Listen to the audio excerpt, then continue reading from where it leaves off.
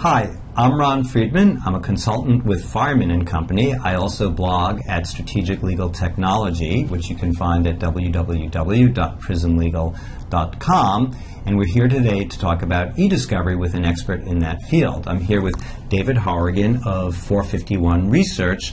David, if you can explain what 451 Research does and your role there, that would be a great place to start. Thanks, Ron. As Ron said, I'm David Horrigan. I'm an attorney and analyst with 451 Research. 451 Research is a division of the 451 Group, an IT analyst firm and technology research firm.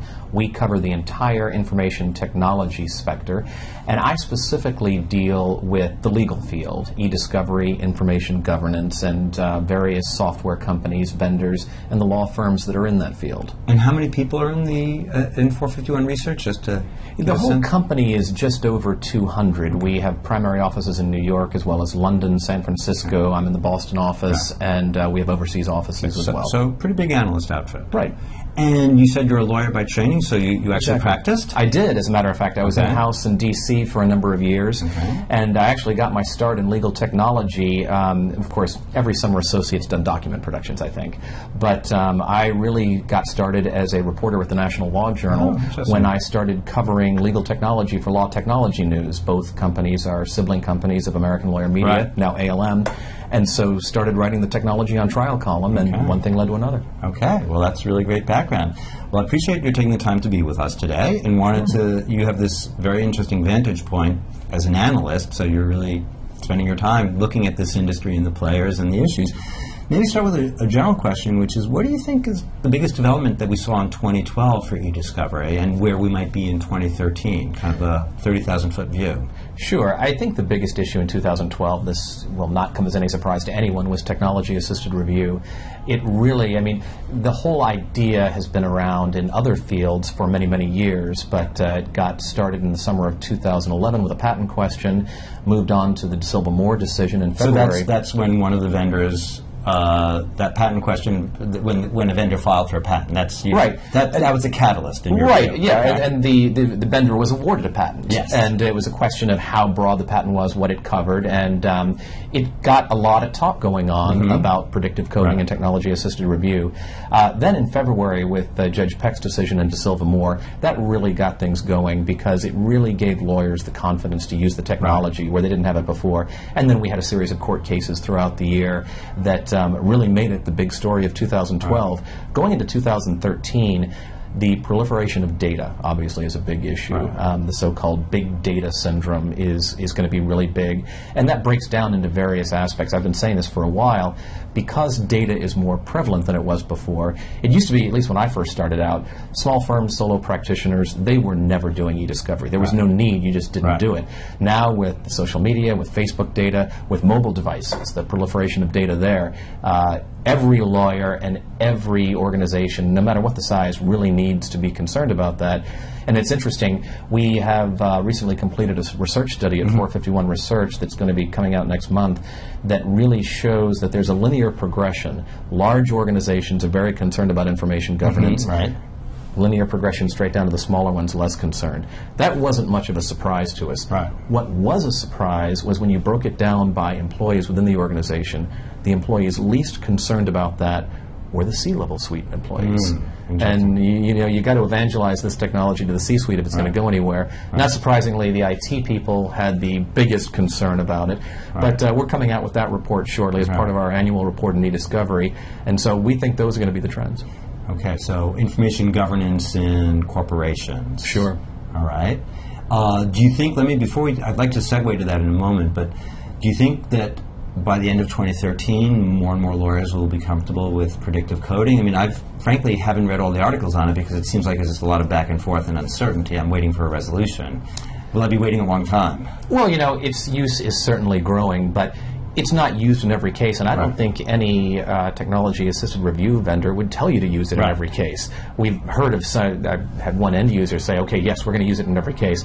As it becomes integrated into these e-discovery platforms, its use is going to be more prevalent. You have some vendors coming out now that are including it in the software packages. So that will make it more prevalent. Okay, great. So now let's pick up on the comment about information governance, because when I read the press, when I come to conferences like Legal Tech and I talk to my friends in the market, I'm hearing more and more that big companies especially are bringing in-house their e-discovery capabilities, except they wouldn't frame it as e-discovery. They would frame it as you did, which is really more about information governance. So do you see that as a real trend where e-discovery will be reframed as the topic, at least on the corporate side, as information governance? And what does that mean? I mean, do you agree? What are the signs of that? And what will that mean for the market? No, I do agree, but once again, you got to get that C-level suite involved, right. And e-discovery, I think, is going to become a part of the whole information governance process, where you'll start with the data management, you'll start with the data processing,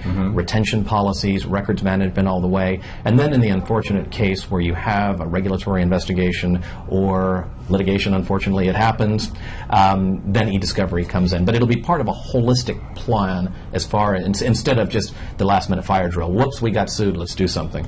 At the risk of a distorted analogy, though, is this a little bit like trying to simplify the tax code, meaning nothing is worse than the tax code. I mean, but I know what you're saying. Well, there'll be these policies, and that either there's going to be no way the technology can accomplish the goals of capturing everything, monitoring everything, or maybe the technology exists, but corporate employees will find ways around it. So, I mean, are we after a nirvana we can't get to? In many ways, possibly, and you hit it with that last statement you made about ways employees are using their data. We have a new generation of employees coming in who use data and use devices very differently than previous generations have. And the BYOD question, bring your own device, is huge. This tablet you have here on the table is another way. Data is walking out the door every day, and it's a real challenge, and it's tough because, on the one hand, if you were a lawyer looking at this saying, okay, lock down all this data, don't let it leave the place. That's not practical. It's never going to happen. And so it's a huge challenge. And also, to the extent that a corporation allows the use of third-party social media tools, LinkedIn, Twitter, Facebook, I know there's ways to get at that data, but you can't really control that on a regular basis, absent saying don't do it. Yeah, and it brings up a whole host of legal questions. For instance, the National Labor Relations Board has recently issued decisions on social media, and it's the sort of thing where... Well, you explain, meaning that you can't prohibit employees from certain conversations, correct? Certain conversations, right, if they relate directly to the collective bargaining rights that employees have. Employers can't shut down social media, Facebook conversation about, like, well, we want a union. You can't fire somebody for that. And so it brings up questions like these, and it's going to be a challenge, but that's why we're all here. I reached the conclusion, working with a group of people, that it was really hard to evaluate the search engines, right? Because none of us were computational linguists, so we didn't know how they worked underneath. And I get the sense that that's still the case today. So if I'm a buyer in a law firm or a corporate law department and I have to choose among all these competing products, any advice on how, not which to choose, I don't want to be playing favorites, but how to think about that and what the evaluation process should be? You know, it's a tough question because many lawyers have always said, you know, I went to law school to practice law, not to be a computer scientist. And lawyers are never going to be data analytics PhDs. Having said that, there needs to be a basic understanding of the technology because the American Bar Association, as you know, has recently changed the code on what you need to know on that. And so those sort of things are going forward. When choosing the analytics, I mean, one of the things is making it easy. It's no coincidence that you go down on the show floor and everyone's talking about user-friendly UIs, the user interface, easy enough a lawyer can use it. And those are really important things because data analytics is becoming a big thing. We talked earlier about the big data and the proliferation of data. There's got to be some way to keep that under wraps. And these tools are ways to do it. And you know, there's been this concern that the analytics are going to take over the practice of law. There were some hyperbolic articles last year about why hire a lawyer, computers are cheaper. And in mainstream media, I think that was Wall Street Journal. You are correct. It was, and but we know that's not going to happen. I mean, the lawyers and the computers are going to be working together. I think we may need the volumes will grow. I think there's a good argument we'll need fewer lawyers, that the computers will take over some of the volume, but it's not, you have to train the software. Right, at minimum, exactly. and monitor the output. And then you actually have to read some documents at some point to put your case together. There you go. Something that people forget. This is about winning cases, not about doing the discovery. Exactly. And this analytics trend is going all throughout all types of cases. And if I hit home one point today, that's a really important one, because if you talk to most judges, they would not know what predictive coding is. Right. And, you know, I have friends from law school who don't know what e-discovery is. Right. And it's not that they're Luddites or anything, it's just never been part of their practices. Right. It's like, you know, discovery, put an E on the front, electronic, and then, Right. oh yeah, but of course. It's coming for everyone pretty soon. Right. Well, let's just wrap with a future-oriented question. That you've mentioned big data, and we know that's an issue. Visualization of big data, sort of tools to visualize what you're seeing. Any views on whether that's something lawyers might adopt?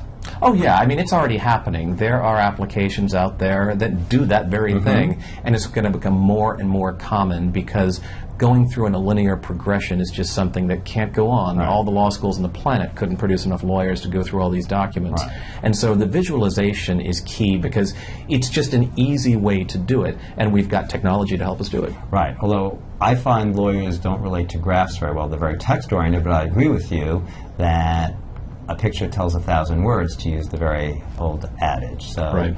It'll be exciting to see what those analytics shape up to be. Absolutely. Good. Well, thank you very much. It's really great to have you, and appreciate your time. David Horrigan of 451 Research and Ron Friedman, Fireman & Co., signing off. Thanks for having me, Ron.